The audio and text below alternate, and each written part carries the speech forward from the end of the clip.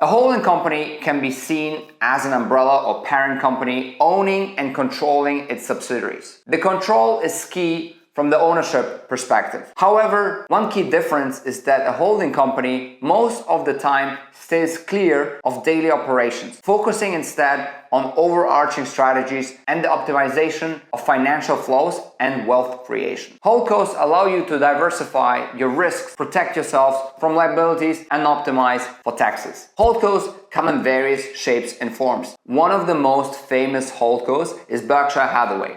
Berkshire Hathaway, led by the legendary Warren Buffett, turned a textile mill into a behemoth spanning insurance, asset management, oil and gas, utilities, and even candies. Berkshire Hathaway holds probably the record in making thousands of its shareholders multi-millionaires. And we're talking about $100 million just by holding that stock. Another famous example is Tiny Capital. Andrew Wilkinson initially started a design agency called Meta Labs all the way back in 2006. Today, the agency is a core pillar of its holding company, Tiny Capital. The agency makes more than $50 million in sales today, but more importantly, it gave him the basis to incubate and acquire more than 40 other businesses. Businesses included initially other agencies, later marketplaces, and most recently SaaS tools and businesses. There are multiple examples out there of holdcos with market caps in the billions, but there are also thousands of holding companies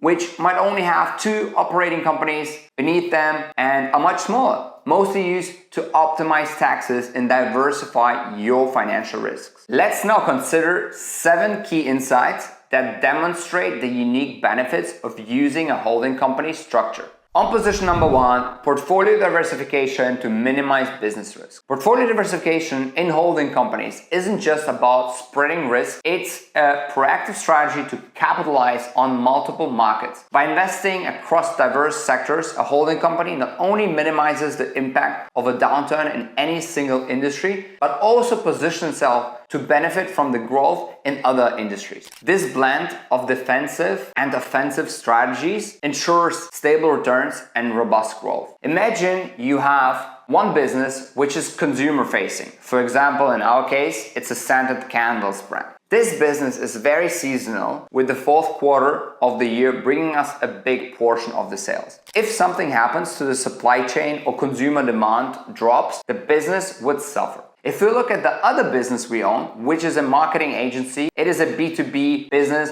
which is asset light, and supply chain risks are very limited or are actually non-existent. And many of our clients are software businesses and larger B2B businesses, which are not affected by consumer discretionary demand, thus making the business a more defensible business and very different in terms of cyclical profile to the candle business. Another example can be a holdco with a strong portfolio in real estate assets, generating stable cash returns but having a very slow growth. So many entrepreneurs of real estate assets can then invest the profits into high-risk tech companies where there's a chance to hit it out of the ballpark, but also the losses can be offset against the gains to optimize taxes. On number 2, we have synergies across operations by leveraging technology and people. Many people believe that managing numerous subsidiaries is too much work to take on. But by harnessing the power of automation and data analytics, holding companies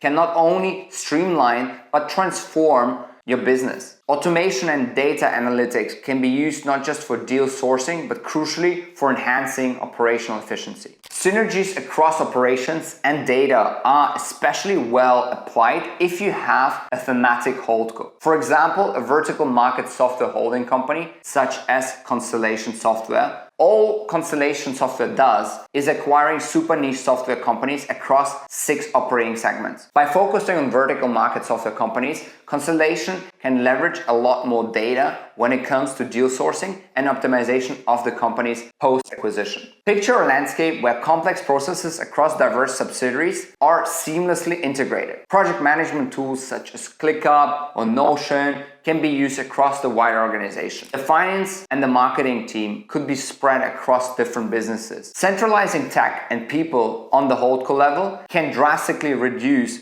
manual errors and cut operation costs even more. Another area of the synergies is that if you would have one business, you could not afford the same level of talent to work for you, as the cost would be too high for one business to cover. If you have multiple companies, you can allocate the costs to hire an A player to run your marketing and just have that person work across your various companies. Same applies to your CFO or controlling or some other functions which can be centralized. Now, if you learned something from this video already, and if you're still watching this, please leave a yes in the comment section below. Now, position number 3, reduce financial liability and improve legal protection. In the high stakes world of business, holding companies act as fortresses, safeguarding the parent company from financial storms and legal issues. By structuring operations into separate subsidiaries, each with its own legal identity, holding companies create a robust buffer that isolates financial risks. This setup not only limits liability across the board, but also fortifies the company against lawsuits that might target individual subsidiaries. It's like having a series of fire doors. Even if trouble flares up in one area, it doesn't spread throughout the whole company. By setting up each of these businesses under different legal entities, one can ensure that financial obligations of one do not endanger the assets of the others. This legal separation acts as a safeguard, keeping the parent company's assets secure from any subsidiary-specific legal challenges. Now, on position number 4 of the reasons why HoldCos are great, tax efficiency. Holding companies elevate tax strategy to an art form. By segregating business functions into different subsidiaries, each under the same corporate umbrella, they ingeniously maximize tax savings. This structure allows subsidiaries to operate independently in their financial activities, enabling more focused and efficient financial management. For example, aligning subsidiaries in jurisdictions with favorable tax laws can significantly reduce the overall tax burden.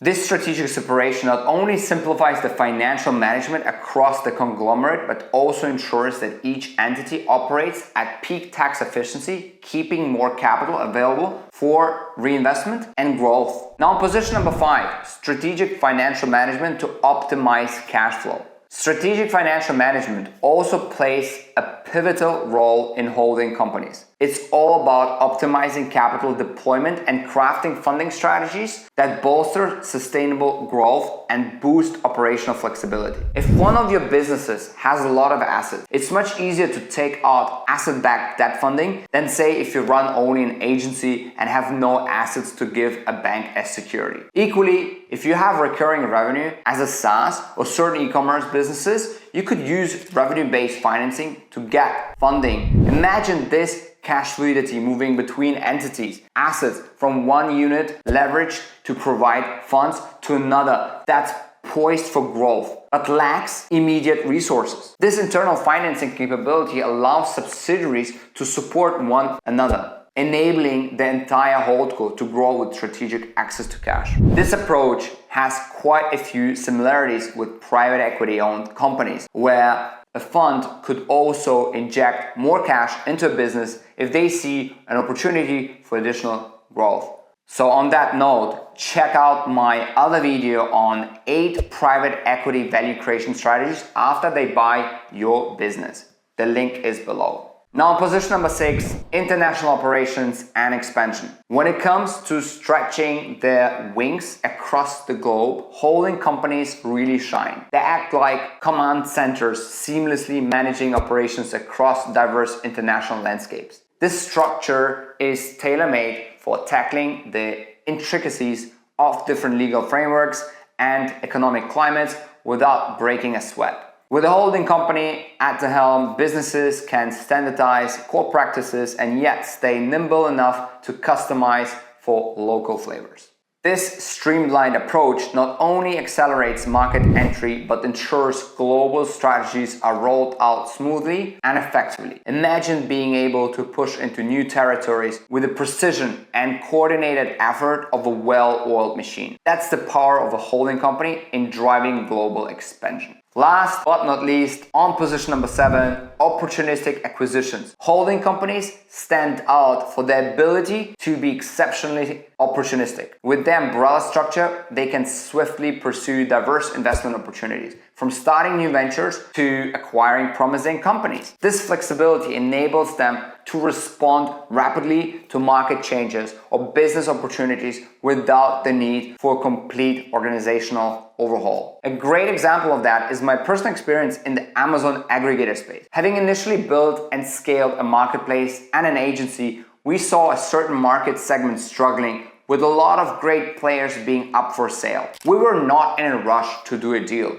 but we knew many of the buyers in the e-commerce space. We started reaching out to brands and verticals we liked a lot, and in our case it was the whole wellness, beauty, fragrance space. And after reaching out to 2,000 brands, talking to 40 brand owners, doing due diligence on 10 brands, we ended up acquiring one scented candle brand, 96 North, in January 2022. We then leveraged all our learnings from scaling a marketplace in the wellness space and helping lots of brands with our agency, and we scaled that brand 5x in 2 years. That was only possible because we accumulated that experience from running another business in e-commerce before, and we were patient to do the right deal at the right time. Without my holding company, I probably would not have been able to take advantage of that opportunity. There's a famous quote: in business, opportunities are like buses. There's always another coming. And that's a quote by Richard Branson. This reflects the inherent advantage of holding companies, their strategic readiness to capitalize on new opportunities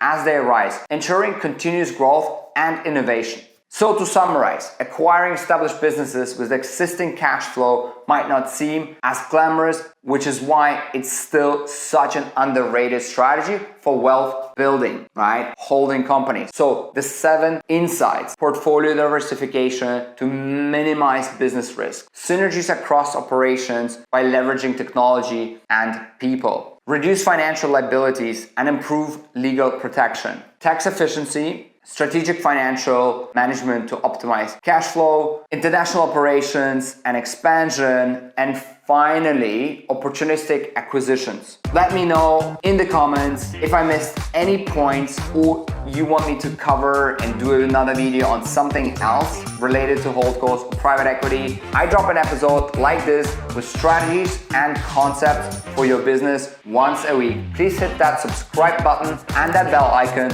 so you'll get notified every single time I release an episode. If you have a fellow founder or a colleague, if you have a team member, if you're part of a Slack group, Telegram or WhatsApp group with other founders or colleagues that could get value from this video, please share this video with them. I want to help as many founders and CEOs and leaders as possible. Thank you for joining me on this journey. I'm Alexej and I will see you in the next episode.